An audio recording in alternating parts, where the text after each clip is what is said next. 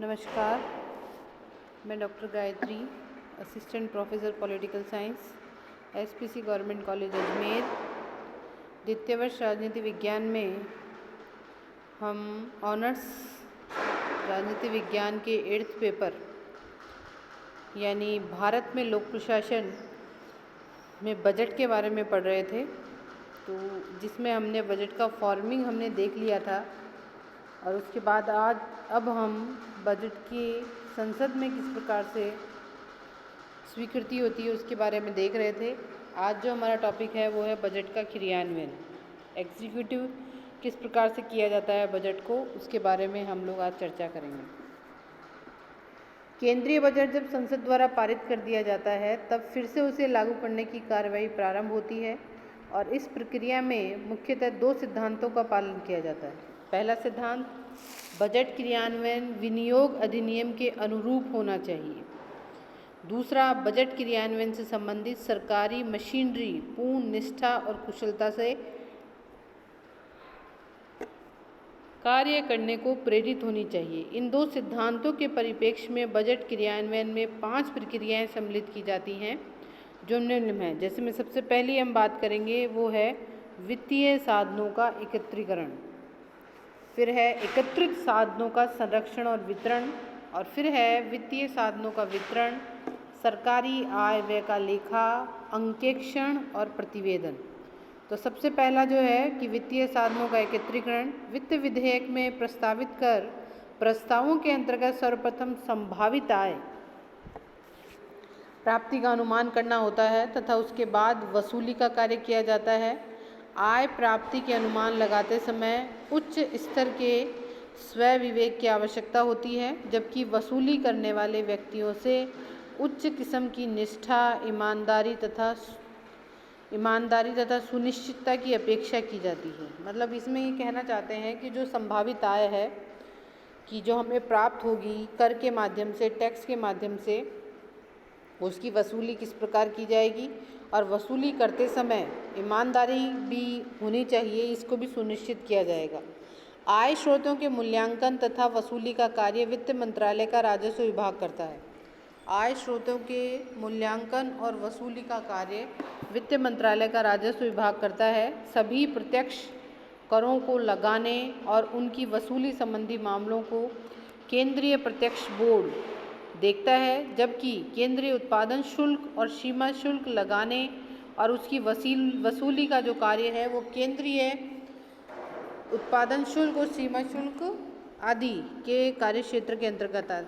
Sale tax जो department है वो टैक्सेस के संबंधी कुछ सेंटर के हैं, कुछ स्टेट के हैं, पर ज़्यादातर जो बोर्ड हैं वो सेंटर के ही हैं। जैसे केंद्रीय प्रत्यक्ष कर बोर्ड, फिर केंद्रीय उत्पादन शुल्क, सीमा शुल्क लगाने और उनकी वसूली का कार्य इनके द्वारा ही किया जाता है। फिर राज्यों से किस प्रकार से राजस्व का एकत्रीकरण किया जाएगा, रेवेन्यू कैसे कलेक्ट किया जाएगा। तो भारतीय संविधान में राज्यों के वित्तीय स्रोतों को अलग से परिभाषित किया गया है। राज्यों के वित्तीय स्रोतों में मुख्यतः भू राजस्व, बिक्री कर, उत्पादन शुल्क, कृषि कर, मनोरंजन कर तथा जंगलात का नाम लिया जा सकता है। इनकी वसूली के लिए केंद्रीय ढंग पर ही राज्य स्तर पर राजस्व बोर्ड का गठन किया गया है। राज्य स्तर पर भी एक राजस्व बोर्ड का गठन किया गया है, रेवेन्यू बोर्ड जिसको कहा जाता है, जो राज्य के वित्त मंत्रालय के नियंत्रण में होता है और जिला स्तर पर वित्तीय स्रोतों की वसूली की व्यवस्था करता है। चूँकि भू राजस्व की आय का प्रमुख स्रोत होती है, अतः इसके लिए भी राजस्व बोर्ड का गठन किया जाता है तथा इस राजस्व की वसूली में जिला प्रशासन यानी कलेक्टर, तहसीलदार, पटवारी जो हैं वो अपनी महत्वपूर्ण भूमिका निभाते हैं। फिर आता है नंबर 2, एकत्रित साधनों का संरक्षण और वितरण। जो एकत्रित राजस्व है उसको संरक्षित कैसे रखा जाएगा, उसकी व्यवस्था के संदर्भ में भी 2 बातों पर विशेष ध्यान रखने की आवश्यकता है, जिसमें सबसे पहला है वित्तीय साधनों के गबन तथा दुरुपयोग से सुरक्षा। जो जितने भी वित्तीय संसाधन हैं उनका दुरुपयोग न हो, उससे सुरक्षित रखा जाए। दूसरा है वित्तीय लेन देनों का सुविधाजनक और त्वरित संचालन।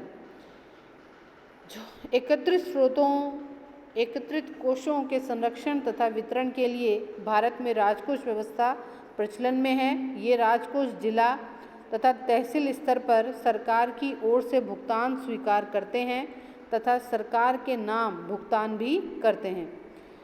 इसके अतिरिक्त भारतीय रिजर्व बैंक द्वारा भी भारत सरकार द्वारा राज्य सरकारों के कोषों के संरक्षण तथा इसके वितरण का कार्य किया जाता है।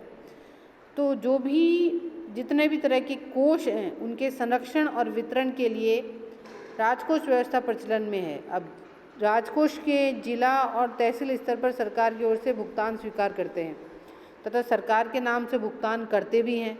तो इसके अतिरिक्त भारतीय रिजर्व बैंक भारत सरकार और राज्य सरकारों के कोषों का संरक्षण करता है। इसके वितरण का कार्य भी भारतीय रिजर्व बैंक के द्वारा किया जाता है। ठीक है, फिर इसके बाद आते हैं राजकोष की भूमिका। राजकोष के द्वारा केंद्र और राज्य सरकारों दोनों की ओर से धन की प्राप्ति तथा भुगतान का कार्य प्रतिदिन किया जाता है।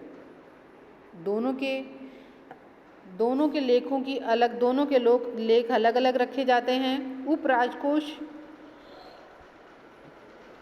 नियमित रूप से अपने लेखों जिला राजकोषों के पास भिजवाए जाते हैं। राजकोष अपने लेखे महालेखापाल के पास भिजवाता है।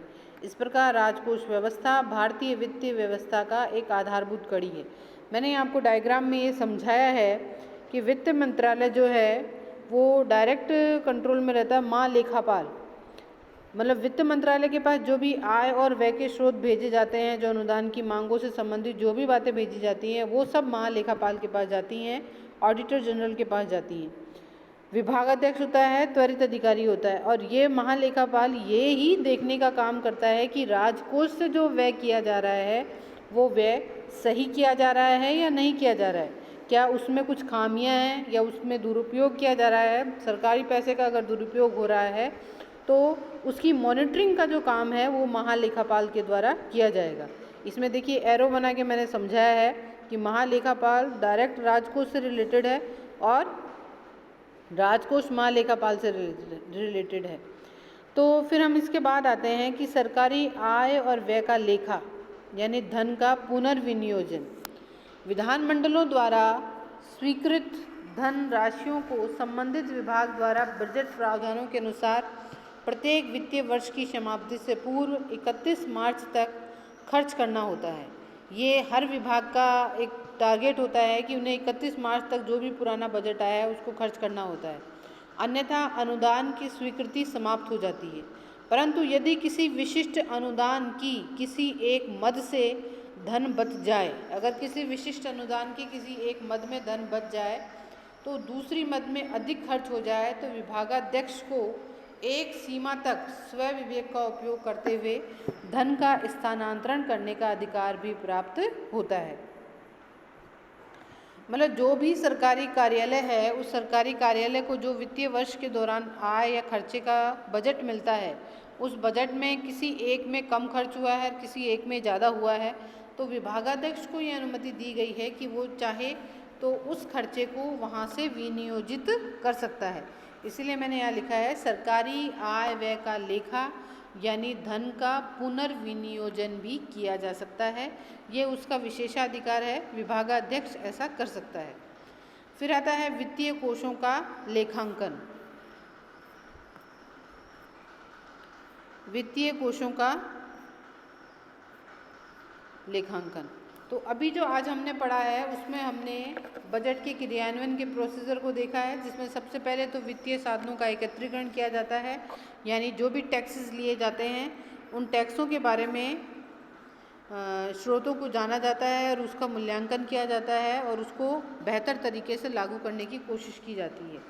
उसमें सेंटर कैसे टैक्स लेगा, स्टेट कैसे लेगा, रेवेन्यू कैसे कलेक्ट की जाएगी, उसके बारे में हमने विस्तृत चर्चा की है।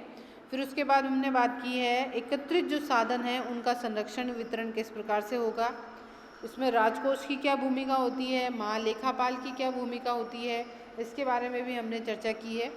फिर हम आएंगे सरकारी आय व्यय का लेखा, वो उसमें भी हमने बता दिया है कि किसी एक वित्तीय वर्ष में किसी एक मद में ज़्यादा धन खर्च हो गया है, एक में कम खर्च हुआ है, तो उसको मैनेज करने का अधिकार भी विभागाध्यक्ष के पास होता है। तो इस प्रकार से हमने ये देखा क्रियान्वयन के 3 पॉइंट हमारे हो चुके हैं और अपनी अगली कक्षा में हम इसको पूर्ण करने की कोशिश करेंगे। और इस प्रकार से हमने बजट का क्रियान्वयन देखा है।